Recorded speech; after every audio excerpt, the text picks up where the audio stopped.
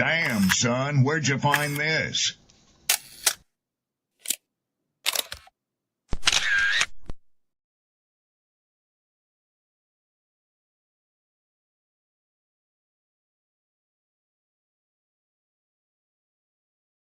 Who taught you to hate the texture of your hair?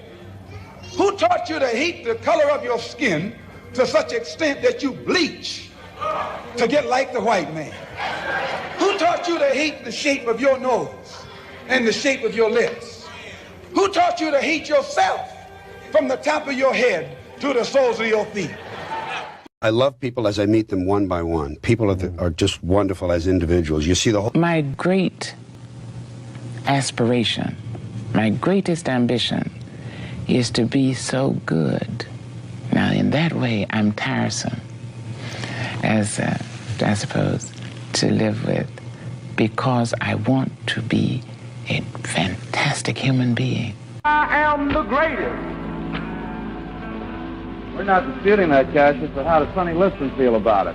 He can't feel but one way, and let's take everything I say and like it. Because February the 25th, I'm going to take back my job. I'm the champ. He's no champ. He's a tramp. When you see men fall, don't laugh. Learn. Learn. Because you're on your way up. And the things that tempt people to fall, you and I are not free from that temptation.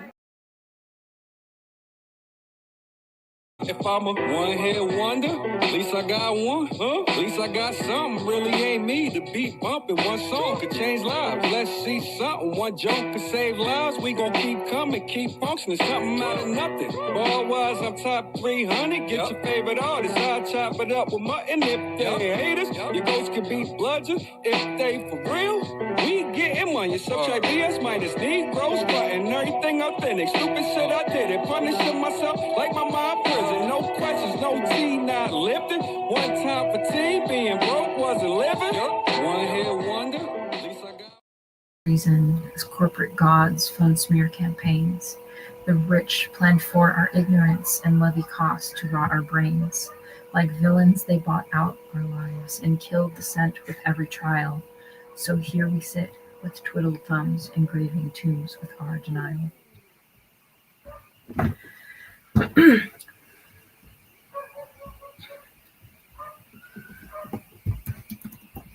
All right, there we go.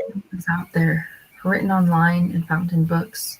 We all know the Peace and blessings to the folks. Miss Sydney right now is summoning up some spirits right now. We got to get active here in a second. Peace and blessings to everybody. I hope everything is well with you guys. Happy Tuesday. Chef, what up? What up? What up? You see the title. I got you covered. I switched some stuff up. I was gonna wait for Thursday for this, but I said I'm gonna go ahead and swap it out, do it tonight. I got two clips. One of them is going to show the incident. The other one is going to be an explanation behind the incident. So this should be a good one. Love to hear your feedback in the comment section. As always, if it ain't you, there is no us. Sydney, you good? You sound like you was getting in the Halloween spirit. It kind of does look like that. It matches I have like a tribal skirt, so but the scorpion does fit with that. This is my favorite. It's so cool. It actually it moves. Oh, that's what's up. Right? I know, I got little pieces here and there.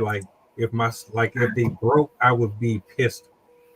But for me, it's my glasses. It's my shades. Oh yeah. So those, I had a pair earlier. I tried to take them off the wall because I got a little thing that I hang them on. I broke one of the. It wasn't my favorite pair though, so I'm like, cool, but yeah. I'm sure you've seen my bat one as well. I have the big bat that I used to wear, or that I still wear. I'll definitely wear that a lot during Halloween time. Not mad at it. Charleston White, you know how he is, you know what he speaks on, you know what he believes in or don't believe in.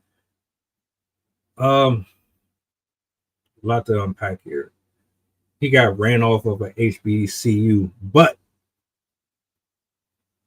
according to him, it's some other stuff with it. So some people might be familiar with this particular situation. Some people might not be. Fortunately, I have the footage. So I'm going to bring it up. The first one is pretty much going into what he was talking about and how he ended up leaving. The other one is going to be about him pretty much explaining how he was feeling and what he was actually addressing. And I just want to get your take on it. Arcana, what's going on? What's going on? What's the word? What's the word? All right. Let's go ahead and play this first clip, man. This is like 2 minutes. If you hear any staticky stuff, my internet be acting kind of funny with me. Hopefully we don't get any of that. It just runs smooth through.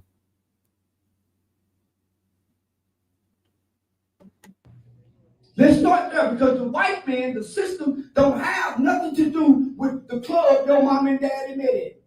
And the night your mom and daddy decide to have unprotected sex out of wedlock to develop you. That's where it starts, long before the systematic structure.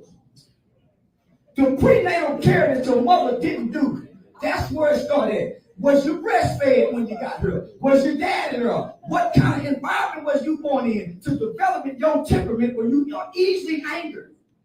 Was you introduced to a man? Was you abused and neglected by your mother? Did you eat breakfast before you got to school? Who taught you to read? The white man ain't got nothing to do to that. Those are your mother's and choices, decisions. The roots and the fruit are one and the same. It ain't got nothing to do with racism, because capitalism has superseded racism. Did your mama birth you poor? Do you get free lunch? Because if you get free lunch, you are at below or at above the poverty level. The system has nothing to do with that. Do you have a piggy bank? Do you know banking? Could you count it? Could you read before you showed up to this white man's school system? That's where it starts at. He said, who taught you how to read? Your parents? No. The school? World. The same system that you think suppressed you. Who put the rules down in the hood before you even learned the laws? You follow hood codes, hood principles. You don't follow the white man's laws. The hood say you can't wear this color. Who gave them the color? The conditions of their heart.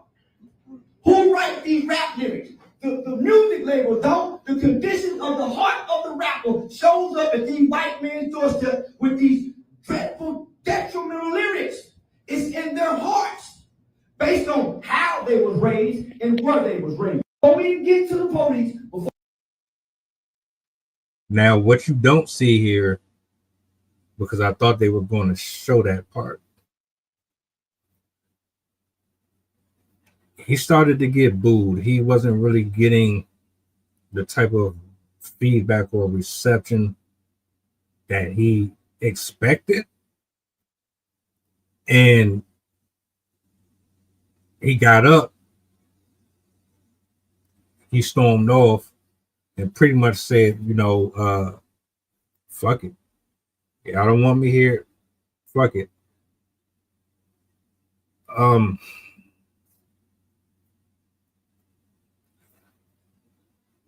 Just addressing what he said here initially first.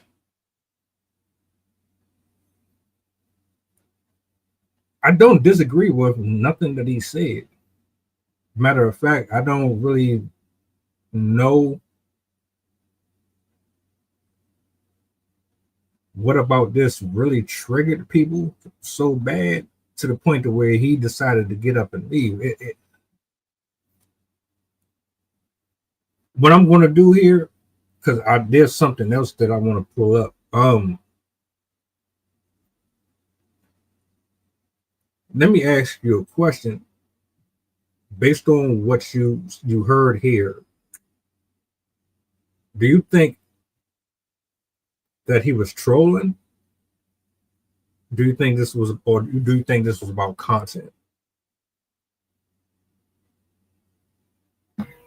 I really think this was genuine. I really appreciated it. Like, reading the article at first, I was like, what do you mean racism doesn't exist? But as he laid it out and all the points that he brought up, I'm like, okay, I can kind of see where this is going. I can imagine that people probably were triggered by the fact that he said there was no racism, because I know particularly like college students and young people, they get quite irate if you say like there's no racism, there's no sexism, there's no blah blah blah, because there is. We can't deny that there are definitely people out there that hold these ill beliefs about other people, but it's as Arcana said, this is triggering to people because it's true. It's in our face, and it's something that a lot of people haven't admitted to themselves yet, that they live in a racist society, that they live in a society that's influenced by everything around them. And I think the point to me that really drove it home, at least in my perspective, was when he tied it to capitalism, because that is 100% what I believe is behind a lot of this dysfunction that we're seeing. Because while capitalism isn't racism, capitalism reinforces the isms. It reinforces sexism, classism, racism, all that stuff. So I feel like partially it could have been his delivery, like people, how people even react to how you are looking. And then also the fact that he said racism doesn't exist. I think a lot of people like immediately turned off and they're like, okay, I'm not listening anymore. But I think if you really, really look at it from a logical perspective and kind of examine all of his points and words that he brought up, like all of the examples that he brought up, it makes a lot more sense. And it really does apply to kind of the world we live in. So yeah, that's what I have to say for now.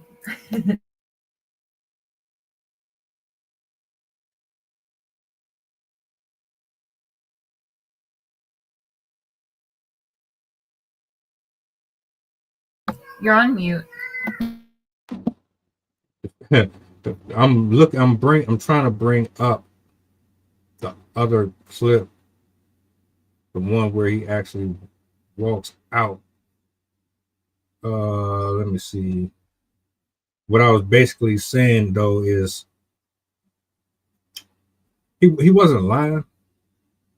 I know he is a troll, and he does get a kick out of it. But some stuff is not a joke. This particularly wasn't meant to be a joke. If you actually believe that we don't support or we aren't responsible for the lack of knowledge, or we're not responsible for the way that our communities are brought up, you can point the finger at everybody else. You can say the government this and the government that, and you can do that. But at the end of the day, you as a grown man or a woman, as a tribe, as a culture, you still at the end of the day support and celebrate death, destruction, and chaos. You still support toxic traits and behavior patterns. You monopolize off of it. You hold it proudly in the air like it's a badge of honor. There's just things that are undeniable. What I don't think people expected was him to be as blunt as he was at that campus. To me, he is like Charlie Kirk but he's a little more cocky. He's more loud.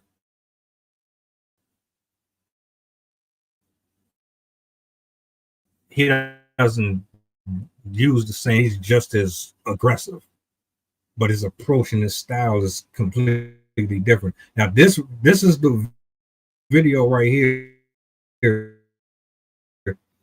where he actually the facility. Hold on. Then I'm gonna pull up the other one.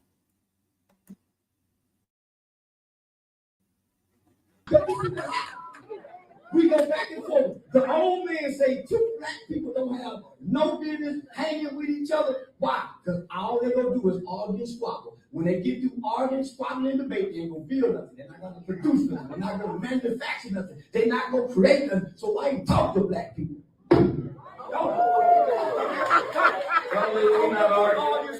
We're not arguing, Mr. White. We need plans. We need resources. And that's what we need alternatives. We're not coming with alternative debate. Let's go.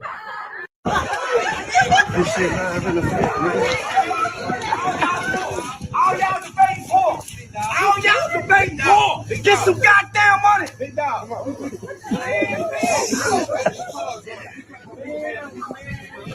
Y'all want to debate? Y'all got listen, y'all got an educated scholar, college educated nigga talking street talk, criminal talk. I wasted my time. Most educated game, not a goddamn thing, nothing. I thought I was talking to children. I'm arguing with adults. Why are you walking away from your people? Why are you walking away? I'm down by my people. Mr. White. The white fuck my people. I don't give a damn about my people. You right there, bro. You right here. Charles. They wasted my time bringing me here. They wasted my motherfucking damn, man. Fucking with me about my people. Y'all don't even care about y'all people. Go talk to your grandmama then. They wasted my time. Fuck racism. I don't believe in racism. Get that card to Mr. White, big I dog. don't believe in man. I don't believe in God bless y'all, man. You too. Man, I don't give a damn about no HBCU. I went to a white school. Well, what happened? And you're now at an HBCU. I don't give a fuck about an HBCU. Well, why are you here? Because they brought me here by mistake. I didn't know I was coming. Let's go. I didn't know I was coming. I didn't know I was coming to this. But you still came. Damn. Let's go. Let's go. Yeah. You over here, bro. That's the one that got people really triggered. That video right there. It wasn't the other one. The other one was more based. He was him, but this was him. You know what I'm saying? That's the shit that really got people in their feelings. So hold up. Let me close out of this one and go to the other screen. I've already expressed a number of times how I feel specifically about that brother. Like, he does say some stuff. Like, he's one of those grifter panhandle type dudes. Like, you know, we spoke on this a few times. You have a person who caters to the audience based on where they're going. He doesn't necessarily give a shit about either or, but he's getting paid. So he's going to fulfill his agreement and he's going to complete his objective. Pardon my French. I always thought Charleston White was one of those folks that he found a niche and he capitalized off of it. He'll talk about things that's true. He'll give you reality. He'll give you aggression. He'll give you hood politics. He'll speak about being in the street, being arrested. He'll talk about criminal activity. He'll talk about his family upbringing, about marriage. He gives the people a combination of everything. in terms of entertainment. Because, you know, some people, when they come on the internet, they want certain things. They want that adrenaline rush. They want to feel like they are a part of your anger. They want to feel like they're a part of your frustration. They want to feel like they are a part of a live show, like you're at a comedy event. Like you're standing on stage and you're performing for thousands of people. They bought a ticket. So you better make my money worth. I want, if I pay $50 for this, give me $50 worth of entertainment. I have a million different things that's running through my head with this one. And forgive me, I'm skimming through comments. I'm kind of just trying to gather my thoughts because I've been sitting on this video for a few days and I've been waiting to talk about it. And, you know, it irritates me because even though he's telling the truth, in certain areas, he's still doing things in such a demeaning way. Like you're not getting the message across the way that you think you're getting it across. Now, if your whole point is to trigger people and to have people constantly talking about you, keep you in the algorithm so that you remain relevant, cool. If you are this guy that's this great prophet of the world that has saved kids and you've done all of this great stuff, all right. Like,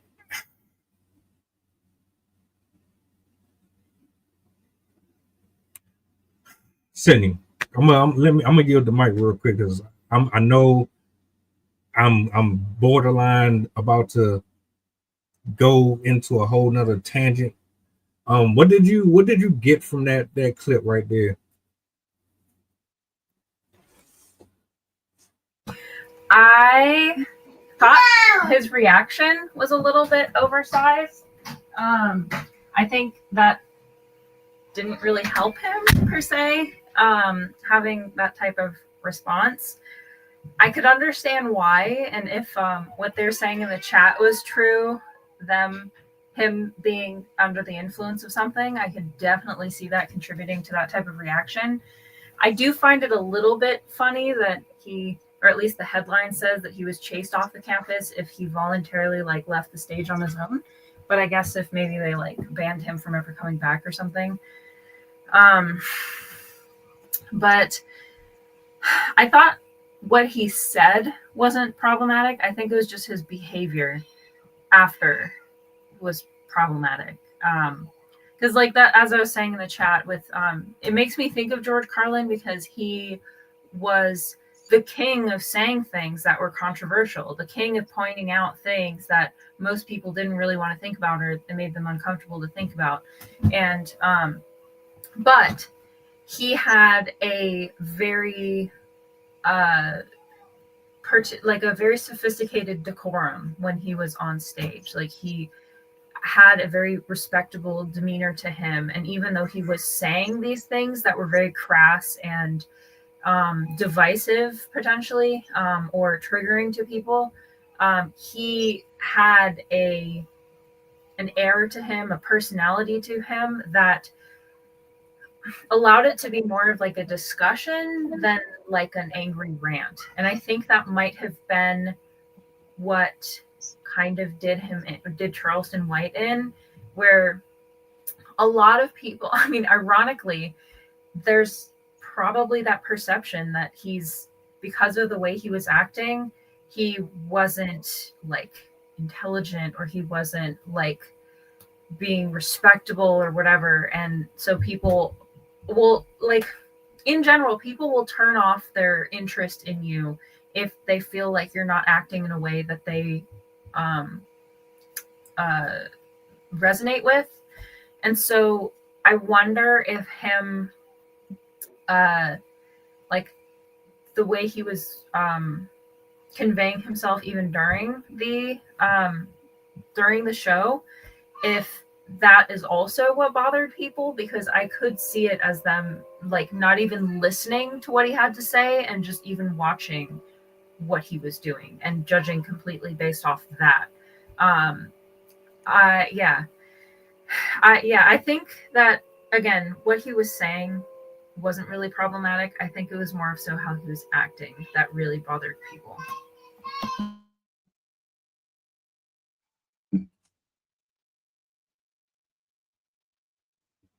I have a problem with the hypocritical stuff. Now, let me see if I can kind of paint a picture of what I'm gathering he's trying to invoke. I could be completely wrong about this, though.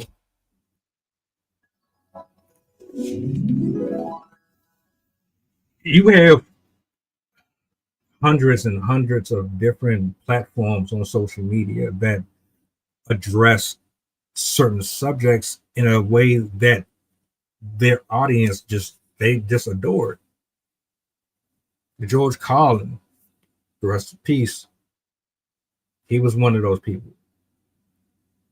Jimmy Fallon, one of them people.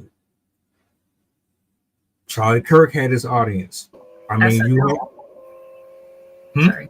Oh, and SNL as well. Yeah. We got to be honest here. There's platforms that have their own style and they connect with a specific group of people. I believe, from what I see from him, he's doing what he does to reach a specific group of people. Because some people only respond to ignorance. Let's call it what it is. City, you are one of the most articulate people that has ever been up here. But at the end of the day, you're not about to go to what's the name of that movie, man? Insane in motion law, living in a gangster's paradise. You're not going to that high school with that demeanor, and you're not going to reach nobody like that. Not those. Like, you have to be a specific type of way in a specific setting, and I think he does that. I think he does that pretty well. The problem I have is he's a grifter to me. To me personally, because how the fuck are you talking about how you hate black people and you're this and you're that, but then you're doing 20 versus ones, you're doing these pimp shows where the girls got to do all of this humiliating shit in front of hundreds and thousands of people, black, Asian, Latinos. These are somebody's daughters up here embarrassing themselves for the chance to what? To be tricked out by you and one of your co-hosts on the show. You're making money off of humiliating and bringing some type of degradation to these platforms because your name is attached to it. So in one breath, you hate black people, but you exploit black people. You exploit black people, but you tell black people not to exploit black people. You talk about doing this and how you do this, but you're doing the same things that you say you got a problem with. You want to tell on criminals, you want them behind bars, but in the same breath, you contradict yourself all the time. But you got buddies and you got pals that are cool with you. You'll sit with certain people and it'll be just like this. It'll be the smoothest back and forth. Take him out of that element and throw him somewhere else. You already know. So it'd be hard for me to take him serious. Even though I know a lot of what he's saying is true, it's like even though you're being honest about certain shit, why are you the one speaking on it?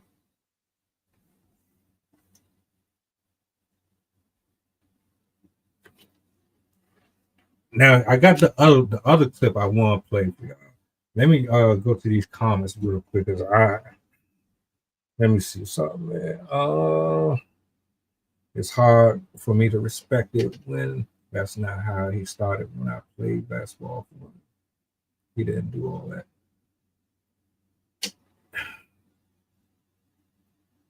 You know why I don't really like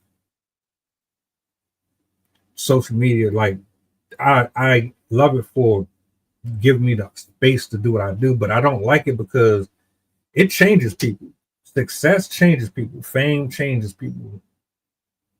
When folks start gassing you up and they start saying, "Oh, can I have an autograph? I'll pay you to come see me. I'll pay you to do this. I'll do." Folks be becoming egotistical. That should be really changing folks. And it sucks because they'll be the most humble people before any notoriety, before that paycheck. And then as soon as y'all start giving them all of this love and support, then you start seeing their true colors. But see, I think a lot of that also I think a lot of that comes with the territory, because eventually you're going to have to dance and you're going to have to perform for these people. Eventually you're going to have to start doing new dance moves. You can't keep doing the robot forever. You're going to have to learn how to do something else. Otherwise, people will they'll get bored.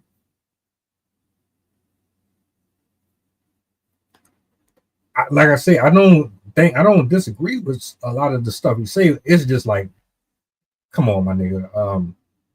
You can say certain stuff, but then when you hold on. See, I'm missing some stuff. See, is his do you think his mission is pure? I like in its entirety, like you, from what you know overall, are we looking at someone who has pure intentions, or is there a method behind this? I mean, as I think I said this morning, very, very, very few people out there who are putting themselves out there are doing it for purely good intentions. Most people, to some degree, professional or not, if you're putting yourself out there, if you're making yourself a brand, if you're making yourself the head of company, whatever, you are, to a degree, always going to be vouching for yourself for a little bit. You're going to be a bit selfish, because I mean, that's natural. When it's your brand, you're going to need to protect yourself. You can't be always giving, otherwise your business will go out of business. So in that sense, I don't think he's pure, but I also, I can definitely, I haven't seen that much of him. I've seen some content from him, but he does definitely seem like almost like a shock jockey type behavior. It also kind of makes me think of what's his name, the one with the glasses and the afro, that had the radio talk show. Like, it's that kind of energy where he's just trying to like get the crowd like, oh my god, I can't believe you said that. So I think that while he might do this because he enjoys it, I don't think he's doing it with pure intentions. I think he is doing it because, I mean, it gets him money, it gets him attention. Obviously, we see how, like, what he's associated with and what people know him for. And as a celebrity, if you're typecasted into a certain type of role, it can be very hard to break out of that. And so oftentimes they'll just try to reinforce that role by making sure those jobs that you do are in line with that personality. And I think it's sad because he did have a lot of good content in there. But it was the way he acted really that I think really crumbled his view, how people would view him.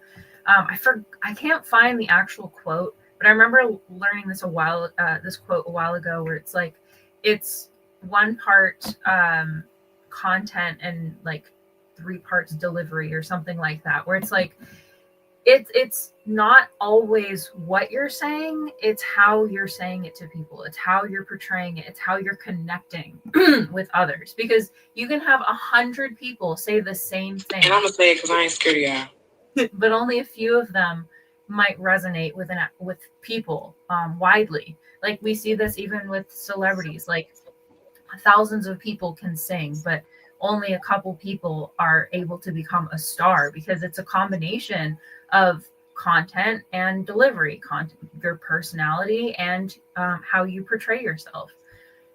So I think he had the content part down. He just does not have the delivery part down.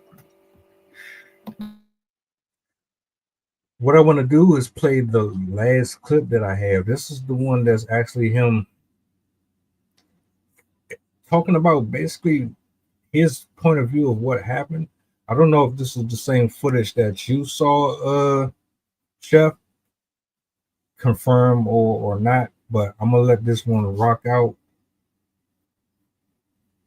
It's like 2 minutes.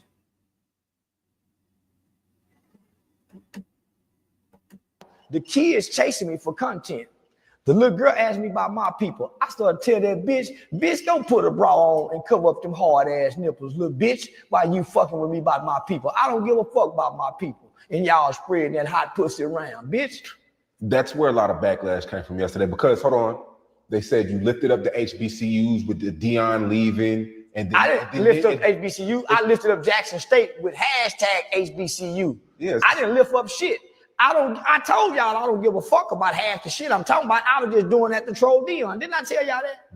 I said, man, listen, I really don't. I don't mean this shit toward Dion. Y'all, I'm just really bullshit. I'm fucking with black people. I don't care about HBCUs. I went to Texas Wesleyan University. Give a fuck about HBCUs. Somebody DM'd me yesterday, and I thought it was interesting. They said, Sean, why do you promote Charleston when he has this? It's like he's promoting to give up on the black. I am. But why? Because the rappers are promoting it to kill blacks. The rappers are promoting to kill blacks. I'm just saying, give up on them. Don't kill them, y'all. So what's the difference? We gotta take it one step at a time, nigga. I'm just trying not to get the nigga to kill each other. So what's the difference? And I guess people think your new campaign is because you said you're done with the campaign and trying to save the black people. I've been done with that. I was done that when we done our first interview. They don't know me for trying to save black people, Sean. So why they keep bringing that up? I guess because yesterday you said fuck black people. I say it all the time. I always say I don't. But you said it on HBCU. I say it all the time. Fuck black people. I don't give a fuck about black people. I fuck with my kind. Yeah. That's where they keep missing the point. So when I walk out on them, the kids chasing me. Yeah.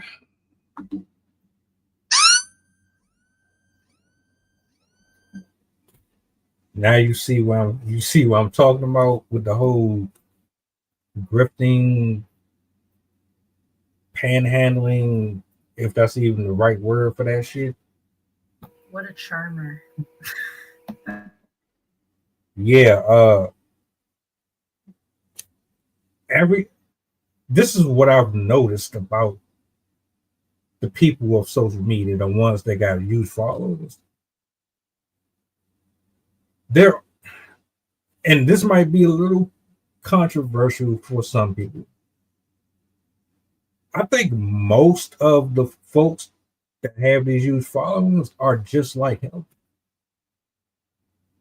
They just speak proper English.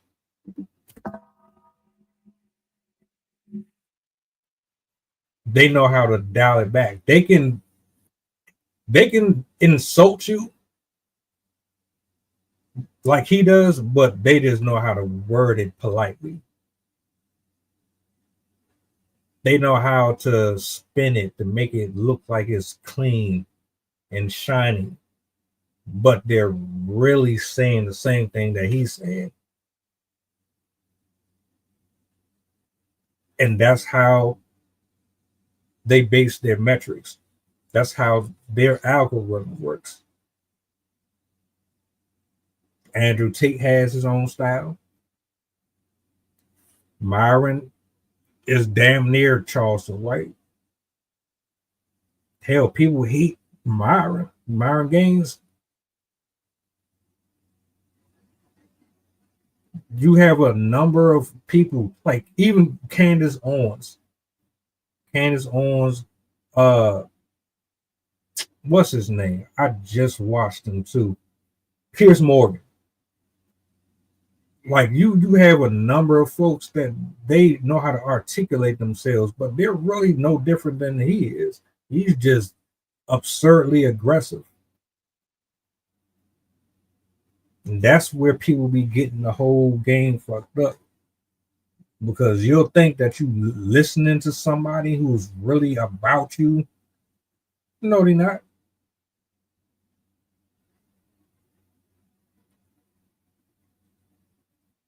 How much of this is them sprinkling in honest truth from a sincere place, and how much of it is them really just telling you whatever the hell you want to hear? Because if I go to my analytics, 60% of the viewership is men, and the other 40 is between the ages of this 16 and 18. Or I go to my analytics and 70% of my content is being viewed by women. So I'm going to make most of my content about women. You get my drift. Everybody is following a cycle. They're going based off of the retention and what keeps them there. And whatever is keeping them there, they're going to acquiesce to it. What's what? Which part?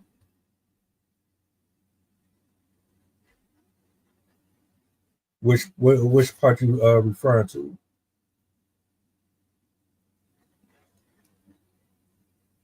Look, the rap music trash. The rap music does nothing but promote violence and sex and promiscuity and all. Yes, club music, grinding. You know, and I know that the lyrics have nothing to do with building a community. That's why y'all need to listen to Rob and his music.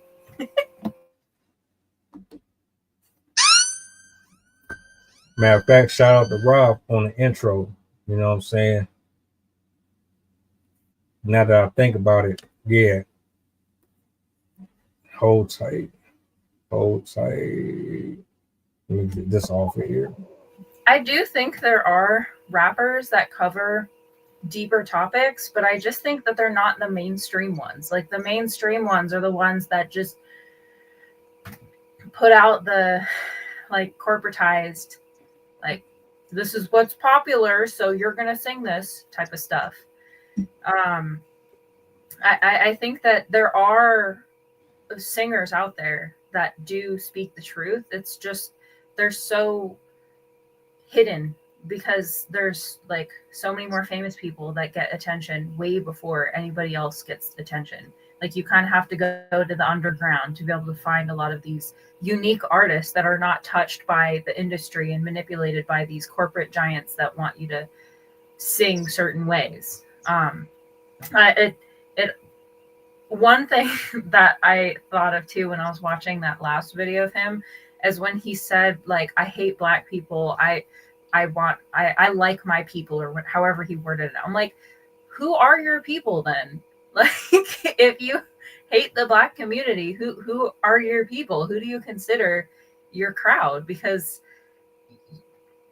it doesn't seem like the people that we thought you would who would be your people are your people. So what are you getting at? I just thought that was kind of ironic. All right, so I'm gonna answer your question, and I'm gonna answer Arcana's question real quick. Myron Gaines has a platform called Fresh and Fit. Fresh and Fit is a red pill podcast. It got demonetized on YouTube because he says a lot of racially hateful things. A lot of it. He's very vulgar. He's very disrespectful to the women they bring on this panel. They ultimately sponsors stop fucking with him. He still records. They still find ways to get his stuff up there, but he can't make money on YouTube no more. People make money off of his shit, but that's pretty much who he is. He's like, I did a reaction video to him recently.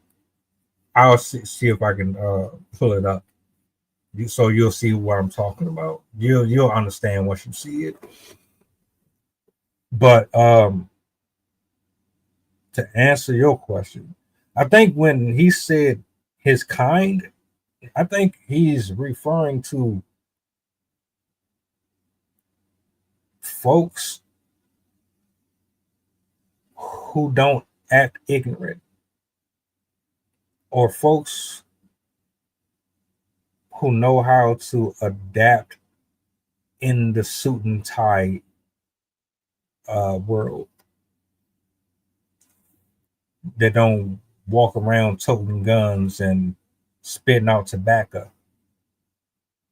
I think he's more or less referring to folks who don't fall under the stereotypes, the typical black person rhetoric that you see gets spun around all the time. I think that's what it's almost like he's saying, I don't know y'all.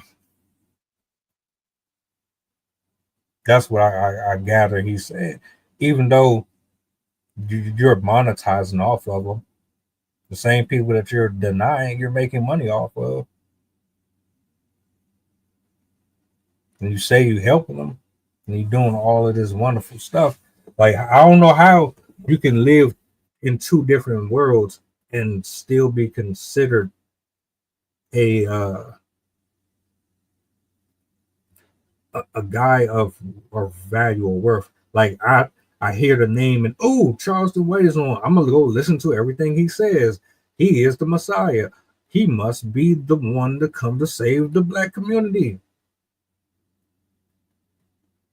I don't get that. I don't. Sorry.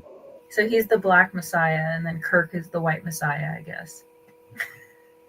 Right. Make sense. And now that you bring that up, did you hear that they're putting him on a coin? Charlie Kirk is getting put on 400,000 coins. Yes. That's just as bad as that whole statue thing where they want to put him on a gold statue of him and his family in every school in Oklahoma or college in Oklahoma. Like, why? There have been so many other people that did. Like, Martin Luther King doesn't even have that. Why is Kirk getting that? Oh, this country. Yeah. Like, look, man, y'all listen to whoever you want to listen to. Okay? I'm not telling you not to watch him or, like, you like who you like. You hear me? But you can't sit here and say, like, when he say fuck black people, I know what he's talking about. I'm not offended by it. I know what he means. He's not. Look, let me translate this. He's not talking about black people per se. He's talking about the ones who boldly and proudly walk around with the NIGGA badge. He's talking about them. Young Gunner, Young Dolph, and all them mumble rappers. He's talking about Cardi B, and he's talking about them. He's not talking about Barack Obama and folks that's really doctors. Like, I can't think of his name. It's a black male doctor. That man was one of the first to successfully do like a heart transplant or some shit. Nobody ever talks about it. You'll never know. I'm gonna have to find that and post it. Because every black man and woman that's out here in the world, they not moving the way that we see a lot of these people moving. So I do understand he's not talking about a specific group. He's talking about you know who. Was it Daniel Williams? It said he performed one of the first successful open heart surgeries on a patient who had been stabbed. He founded the Provident Hospital in Chicago, the first interracial and Black-owned hospital in the United States. And he was also the first African-American to be admitted into the American College of Surgeons. That's him. Interesting. He also co-founded the National Medical Association, which we still use to this day. Yeah, there's so many people from, like, we should literally do an episode just on this, but there's so many people from history that have been forgotten just because of their skin color. Like, there are so many firsts that Black, Hispanic, and other individuals are responsible for that they do not get credit for. And it's super unfortunate. One of my favorite movies was Hidden Figures, and it talked about all of the women that were behind the mathematics that allowed us to go to space. And we don't credit any of them. We only think about the 3 white men that were on the rocket ship. And this is exactly kind of small tangent, but like, this is exactly why we need to reevaluate what we're teaching our kids in history, because we're disenfranchising our children by making them think that nobody else like them is successful and can be successful. And so we have all these kids growing up seeing all of these white heroes, and they think like, oh, well, it's not possible for me because I don't look like that. And it is, and it always has been. It's just we don't like to show it. And I think this is the type of stuff that Black celebrities and celebrities of all types should be talking about, people of history. But we're so busy like trying to get clout that we just don't care. We're just more interested in who gets the most views, who gets the most money, who has the coolest car, what are we wearing, what blah blah blah. So yeah, this is an example of the type of people that get idolized compared to the type of people that are forgotten. I'm definitely going to spin back. I'm going to have me a nice little list, and then we're going to give them their flowers. Because you're not going to sit here and convince me that all we got to offer out here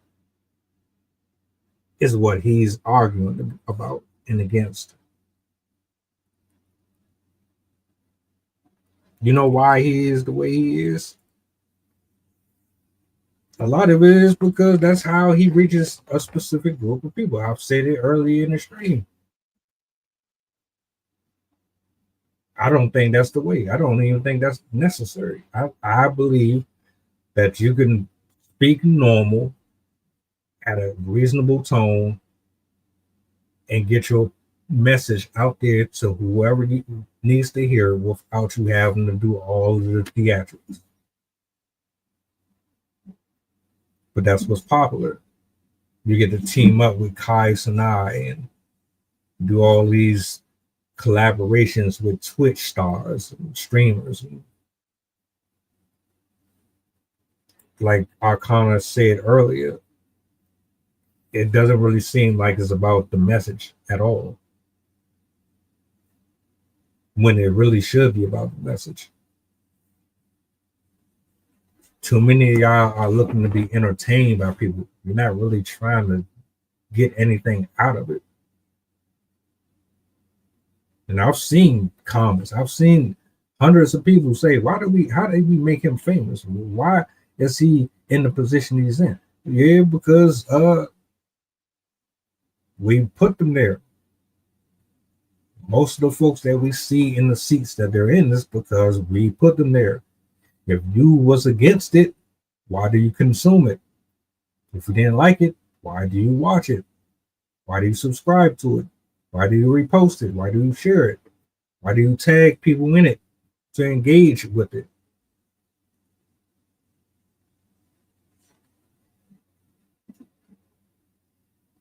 It's thousands of y'all. There's thousands of men and women out here that don't believe in what he believes in. Y'all could actually have these conversations yourself, but you don't. You turn to people to do what you could do. You rely on them to take on the brunt of it all. Arcana, he has knowledge about a lot of stuff. Chef has knowledge about a lot of stuff. There's hundreds and thousands of people who could do exactly what Charleston White does, but they don't have to approach it the way that he does. But most people don't want that position. Most people don't want to sit in that hot seat. This shit is not what people think it is. Like we fresh. Nobody really knows like what we do over here. If they understood the content and they saw what it would be a whole entirely different ballgame. This ain't easy. We got to be built a certain way to be able to do this.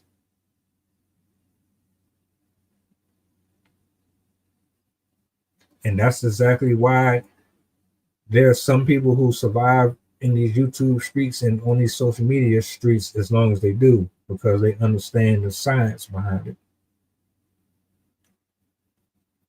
How many of these people do you think are still going to be here in the next 5 years, Sid? How many of these people do you think are going to still be relevant? They'll be in the back. They'll be watching from the back, from the back room. I think sadly some of these people might continue to be famous just because of their notoriety, in the same way like the Kardashians are, where they're going to live in infamy because of their association with all of the negative characteristics that they have. Like nobody's going to remember them for what they actually did. They're going to remember them for like the big ass and and the clothes and the plastic surgery and the fact that they're all broke and are doing like, they're going to be examples, I think, rather than like memories. Because I think there's people that will live forever in our minds and our history because they've done something for us. Whether it's brought out a revolutionary idea or invented whatever they did. And then there's people that are infamous. We know them because of their behavior and how they chose to act. And something was so different than other people that they're just remembered for that. But I don't think he's never going to be somebody that's like, in 200 years, a kid has to write a project about someone from history. I doubt there's going to be somebody writing a project about him.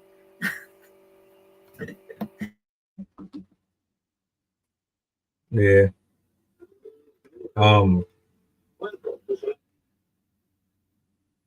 Remember I said eventually you're gonna have to start doing something else.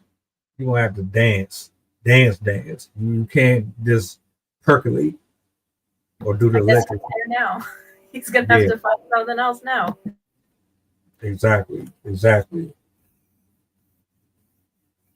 I will never sell my soul to remain relevant to a bunch of people who are convinced that being ignorant is the way to go.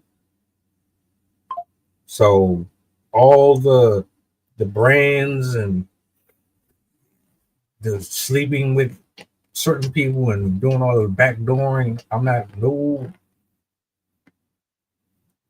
Let's just keep it neutral. I don't want to be compromised, and I gotta watch what I say about this and that because you're friends with this person and that person. Nah, because what's wrong is wrong and what's right is right. And when this is all said and done, Charleston White, he might be a lot of things, but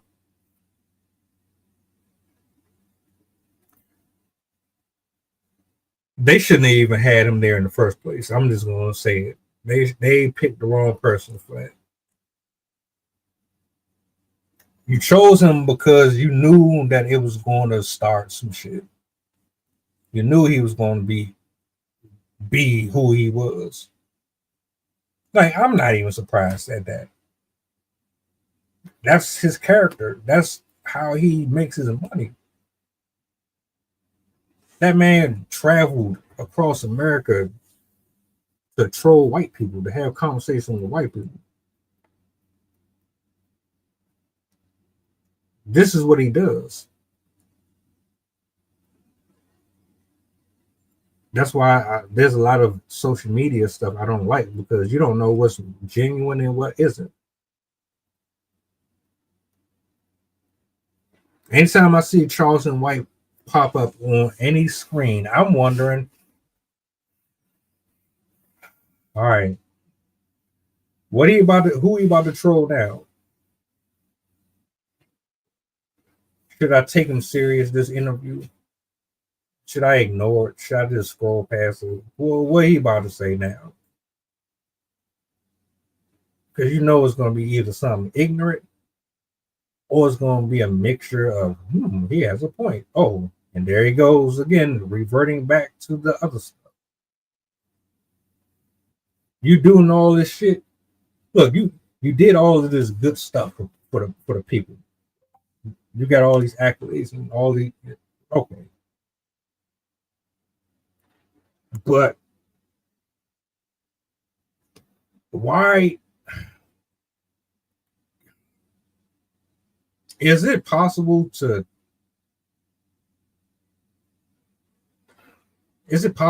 taint your brand?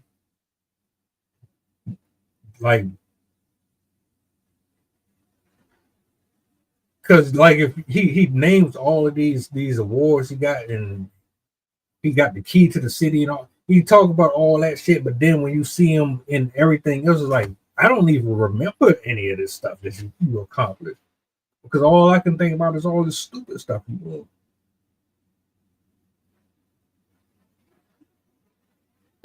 A 1,000%. You can totally ruin your reputation. I know there's quite a number of celebrities that have done the same thing, where they've said a certain thing or have done a certain thing, and because of that, they just no longer get any offers. People don't want to interview them. People don't want to associate them, have them on the sets. There's even some famous celebrities that are basically not able to get work because of how they've acted in the past. So 100%, you can totally ruin your own reputation. And again, I wouldn't be surprised if he did in this moment, just again, not because of what he said, but how he acted. Like, acting that flaming in front of everybody, especially college students, I think they were, is really, it's kind of a no-no, especially in the entertainment industry. And the fact that he like rage left the stage really kind of sealed the deal for me, at least, because I'm like, okay, you can't even stand, like, I remember with Carlin, and I used to also watch Johnny Carson a little bit, and Jay Leno. I've seen quite a variety of comedians over the years, and there are many times when at any of these places, any of these people, they have made a mistake. They have said something they knew was wrong, and you could obviously tell from the audience that they did not receive what they said well, but they found a way to backpedal, apologize, or in some way reframe the joke so it wasn't as hurtful, or they would come back and apologize later. And he did none of these things. Like, he just was like, you didn't like it? All right, I'm gone. And then later he was just like, I hate all of them. Like, I don't care about what they thought. They didn't like, as an entertainer, you have to keep in mind that you are the product. And if people don't like the product, they're going to stop consuming the product. And you can't, like, imagine if we, like, go and buy a car and our car, like, the car just starts, like, yelling at us or something. Like, what? You want to get in me? Like, what? You're going to drive away? Like, we would never go near that car lot again. We'd never deal with that company again. Like, that's a super weird example. But, like, if we had the things around us making us unhappy or dissatisfied, we're going to cut it off. Like, we're not going to subject ourselves to that, especially with how much stuff we have to deal with in the world. Like, it's very, very easy to get canceled now. And I think what he did canceled himself, because I doubt there's colleges are not going to invite him back. And I highly doubt any, like, TV places are going to bring him on. So the most he'll probably get is, like, small gigs or internet stuff. I'm also curious what you think of that opinion that he voiced at the very beginning, that that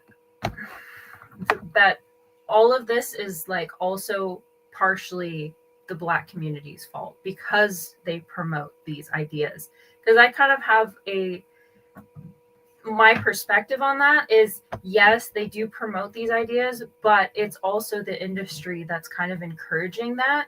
And it's kind of like a dog biting its tail. Like, you can't really tell where it started, whether it was the industry that basically made people believe that's who they were, and so then they assimilated it into their content, or if it's we had already been feeling that way because of how we were living and stuff like that, and then we started to express it within the music. And so it's coming from us. So I'm just curious what your perspective is on that. Like, if it's from us, or, I mean, the Black, I say us because my husband's Black and my kids are mixed, but you know what I mean? I'm just curious what, like, you think of that perspective he was sharing. Honestly, I believe that it's been indoctrinated. I think most of what we see is through indoctrination. Keep in mind, I'm not a Webster's dictionary, so you're not going to get a bunch of fancy words from me. But I must say this, everything has a root to it. Somebody planted the seed, right? Everything comes from something. So I didn't learn about lesbianism and all that shit until I started seeing it in my face. Well, who put it in my face? Who made it available to me to see? I didn't know nothing about gang banging and all that stuff until it was put in my face. Who taught them about gang banging and all that? Who taught them that fighting amongst yourself was okay? Who taught people that it was cool to like this type of music? Who taught people to be okay with being mediocre, having a mediocre life? That it was okay to be a prisoner to the 9-to-5 job? Who taught people that your education wasn't valuable? Like, a lot of this, if people sat down long enough and really asked the question, why am I the way I am? Did I voluntarily become this? Or was a lot of this stuff pushed on me by somebody else, and I just inherited. I believe a lot of this has been inherited. Now, I'm not going to say all of this was 100% on us in general, but a lot of it is our fault, because I can tell you that 200 years ago, such and such had a conversation with such and such to do this, and we're going to make sure that 200 years from now, what we did here passes on to every single person in our lineage until we see our dreams fulfilled. I could say that, and in most cases that is true. But then at some point as an adult, once you hit a certain age in life, you understand that you have to make the choices and the decisions to just decide what side of the fence you're going to be on, what kind of human being you're going to showcase and present to the world. What's right, what's wrong, what's good and what's bad, what is culturally acceptable and what isn't.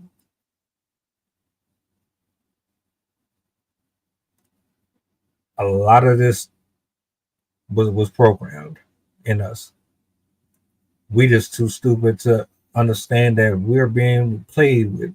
And it's like you put a bunch of mice or rats in that little hamster wheel. You got your science lab. You got people that come in. One person does an hour, they leave.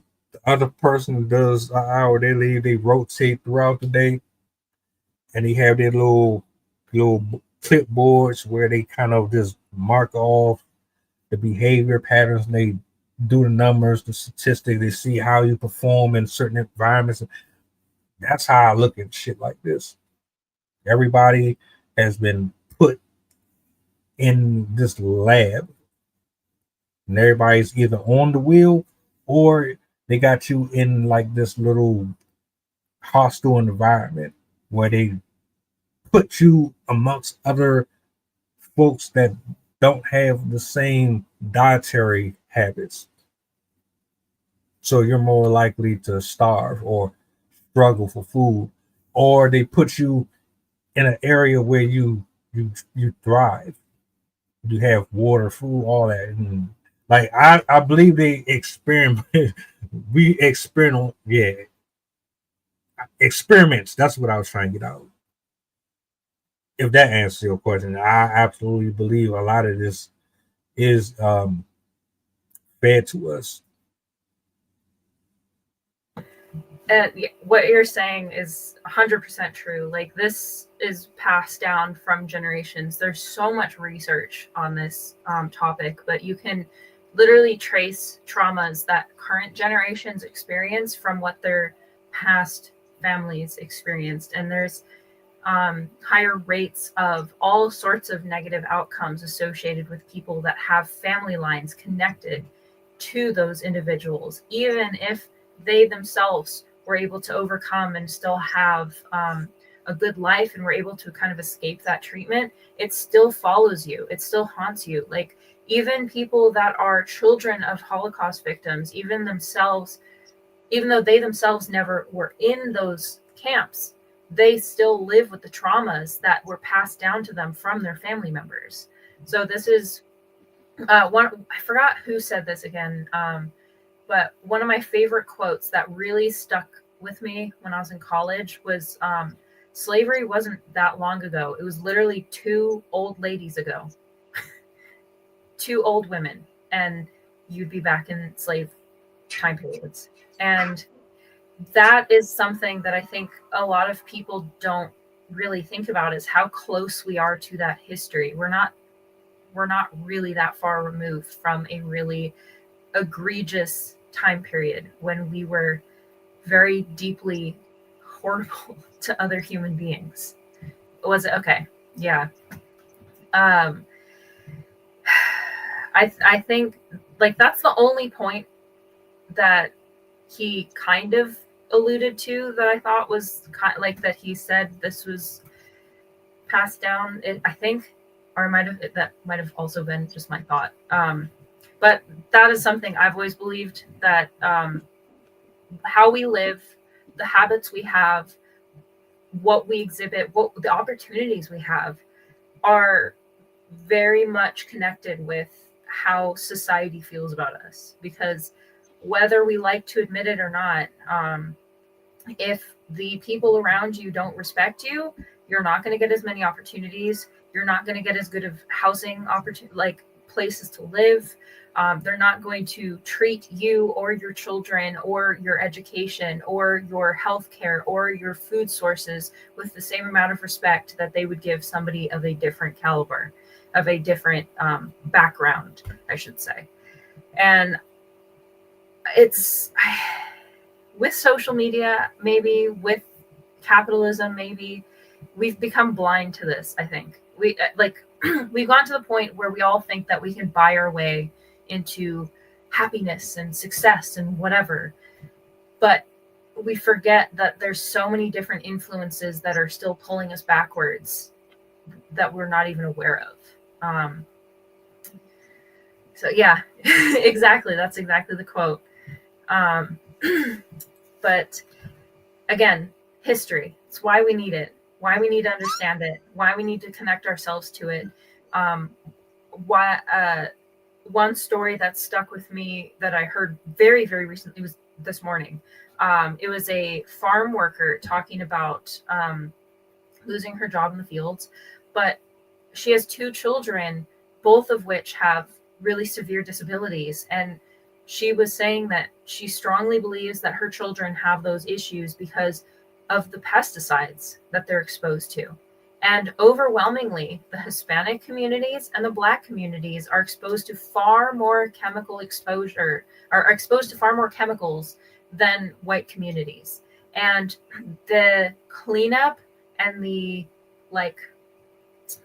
stuff that they do to stop and warn people and I forgot the word that I was going to use, but prevent really bad things from happening doesn't really go into effect as much for colored communities. We hear this from, I think it's Palestine, Ohio. And then, oh my gosh, there's one that was really famous, but Flint, Michigan is another.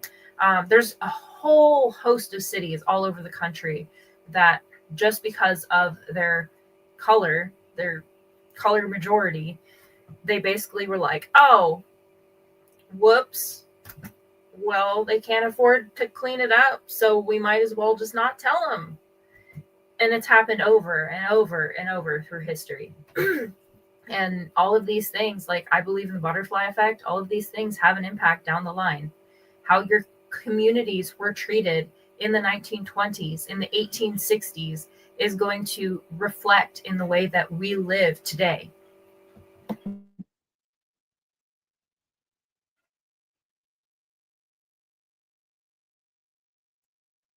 Do we have an issue with the messenger or the message? All right, better question to you and the public in general. Do you care about same question? Do you care about how it was delivered or the fact that it was delivered? Does the message matter more to you than who it comes from, or does it really make a difference? Or would you rather it be a specific person, or you don't care at all? And I'm asking because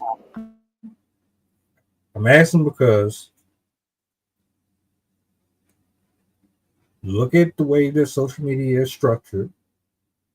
Look at the people who idolize and worship these specific artists and individuals. And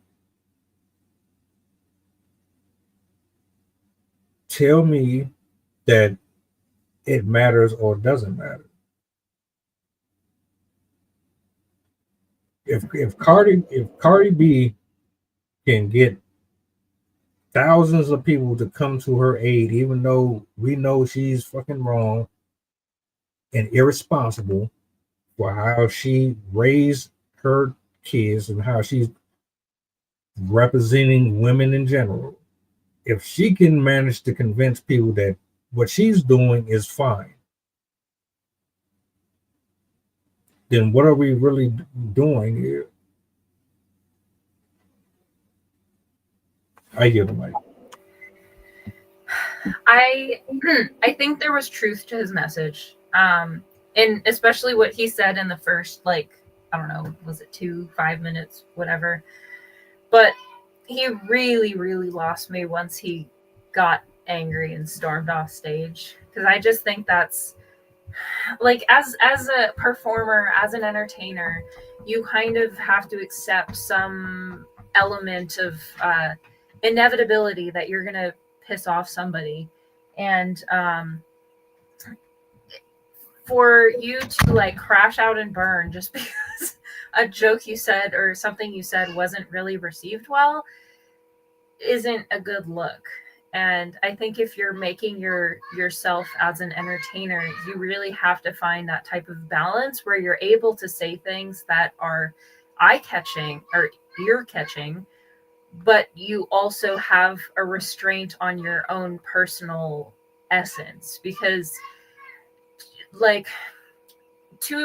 most celebrities, most people that are entertainers, as I said, they're not putting their own personalities out there. They are to a degree with how they deliver, but they aren't just saying anything that's in their minds. Like, they're not just rolling out all their thoughts and just like, here world, this is what I think. Like, these jokes have been carefully picked and created by a whole team who are like, all right, these probably will resonate well with the people, and this is really popular right now. Like, it didn't seem like he did that. It seemed like he just kind of let it all out. And that type of stuff really puts you in danger of accidentally blurting out something inappropriate. And he definitely did that, but then he piled on by really crashing out. And so I think if he had talked and didn't have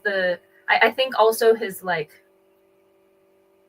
I don't know, it seemed like he kept like standing up and was almost like yelling at people even when he was doing just like his normal talk. I think if he had it more as like a TED Talk-ish type demeanor, like where you're just walking around and like you're engaging, you're using your hand motions, but you're not like yelling at them, I think he might have been received a bit better. But I think the combination of what he said with how he was delivering it was really where it kind of ticked people off, because it made him seem more like a rant rather than as kind of an educational heart-to-heart, like, let me expose you to these things that are affecting our community and stuff like that. Let me connect. Like, it didn't seem like he was trying to connect with anybody. I think that was the big thing, is he really, really didn't seem like he was trying to reach people. He was just complaining, I guess, ranting, raving. But he should have found a different way to kind of go back on what he said instead of just like leaving and F all of you, I don't care, I don't ever, because that type of flippant attitude is not going to bode well in the public eye. And with the fact that it's now on the internet, it's going to live there forever, and it's going to be hard for him to shake that off. And I imagine most professional places won't invite him back.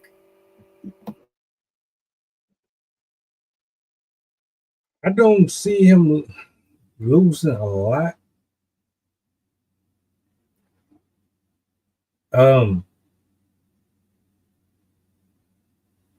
Because of what he's able to do.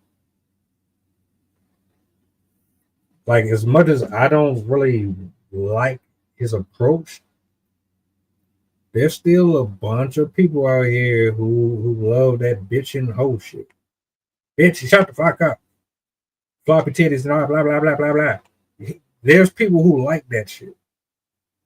They're going to continue to watch it, either because they just want to laugh at him and want to watch him humiliate himself, or because they really just live like that.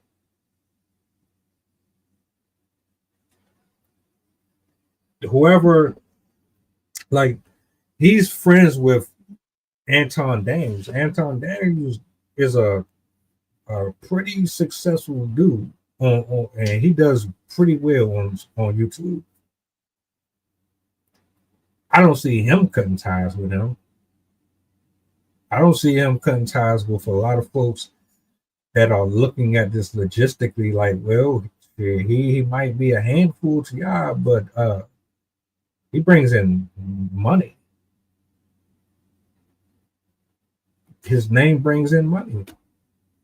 A regular average person that goes by Stephen Willis is not about to bring in or generate 1 million people. Now, maybe there's a few businesses that's not going to rock with them. I don't know about the whole school thing, but like personally, I wouldn't deal with it. I wouldn't, because as far as I'm concerned, I don't trust him. He does too much flippy floppy stuff. How are you here, but then you're over here, then you're over here? You're unstable. Just from what I observed, y'all might think differently. That's okay.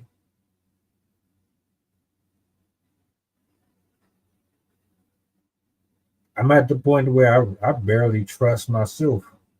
I know damn well there's a number of folks that I don't trust on the internet.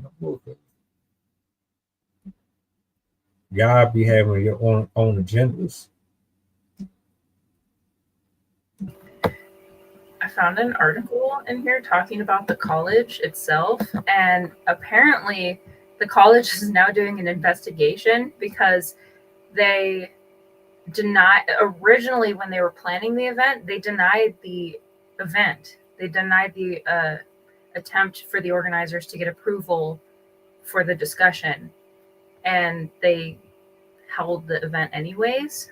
And apparently he said, White claimed that he only heard about the event right before it was started. So I wonder how much the school was also part of the problem. Just devil's advocate. So they just randomly seen him walking down the street and say, hey, how would you like to be a part of the show? Well, damn. Okay. Well, and he's like, oh, well, hey, shit, I got about 5 minutes or so. I can do it. That was the most freestyled get together I ever seen. And then them kids, man, they was following them with the cameras out. Why are you leaving? Why are you leaving? We need you here. We need you. Why do you need him? Because he speaks a certain way that gets your attention. You like to laugh. You want the truth, but you want someone to be aggressive and be blunt. He has a style that connects with a certain group of folks, unlike anybody else. That's cool, but I don't know. That's just not my taste.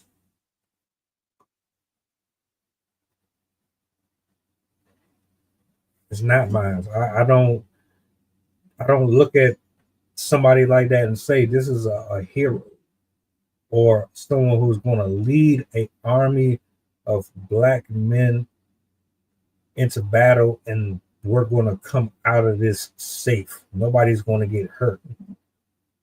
I don't look at him like that. I look at him like he will rally you all together, and then when the guns come out, you're the ones that's going to be taking the bullets.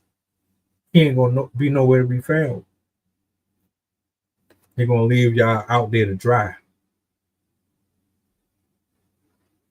And he gonna say, "Oh, you stupid motherfuckers. Gotcha. Got all you dumb motherfuckers." And that's how he sounds. That's exactly the type of person I believe he is in that aspect. My final thoughts, and I'll give it to you. Matter of fact, if you got anything you want to say before we go, I'll reserve mine for last. But if there's anything that you want to add on to the overall discussion in general, be my guest. I actually have a poem that I thought might fit with this. I wrote this a while ago to talk about how like overcoming when you're dealing with like being suppressed or oppressed. So I thought it might be a good statement for the Black community, which he seemed to not really support. So I thought it would be a nice poem to end with. This one's called My Trophy. I have my trophy now. After years, you chose time after time. Deny, deny, deny. You see me here now with my answer, with my pride, an echo of your first reply. Deny, deny, deny. Fledglings leap into the fray. Tadpoles race into the depths. Cubs tumble into thickets, while turtles leave for life. All young must earn their keep. The children need a willing leap, for life's lessons only harden. Still, you feed with feeble conviction. You feed with fear and leave us here, afraid to leap into the fray, afraid to race into the depths, afraid to tumble into thickets, afraid to be alone for life. And yet, we can't want you. A mountain is a mountain, a river is a river, a tree is a tree.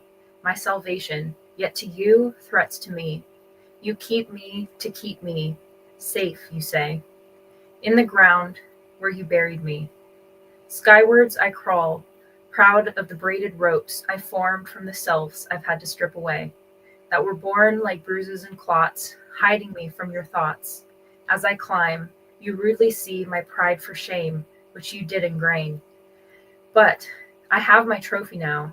After years of you deny, deny, deny, you see me here now with my answer from the all-seeing eyes, and you deny, deny, deny. So here I stand, resilient, words in hand, a piece of myself, at peace at last. I have my trophy now. No more can you deny, deny, deny.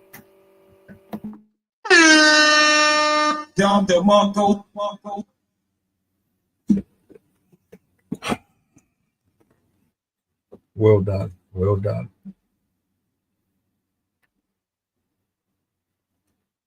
Great show. I